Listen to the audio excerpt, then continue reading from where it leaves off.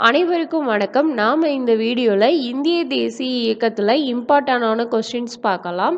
First, Chennai மாகாணத்தின் ஒடுக்கப்பட்ட வகுப்பிலிருந்து முதன்முறையாக சட்ட மேலவைக்கு தேர்ந்தெடுக்கப்பட்டவர் யார் அப்படின்னா MC ராஜா அவர்கள்.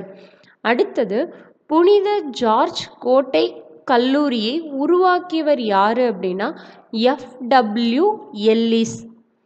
அடுத்தது, தமிழ் மொழியியல் தூய்மைவாதத்தின் தந்தை என அழைக்கப்படுபவர் யார் அப்படின்னா மறைமலை அடிகள். அடுத்தது, தேர்தல் அரசியலில் பெண்கள் பங்கேற்பதை முதலில் அங்கீகரித்த கட்சி எது அப்படின்னா நீதி கட்சி.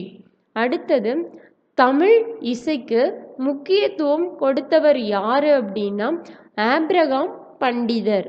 அடுத்தது, இந்தியாவின் முதல் பெண் சட்டமன்ற உறுப்பினர் யார் அப்படின்னா டாக்டர் முத்துலட்சுமி ரெட்டி அவர்கள்.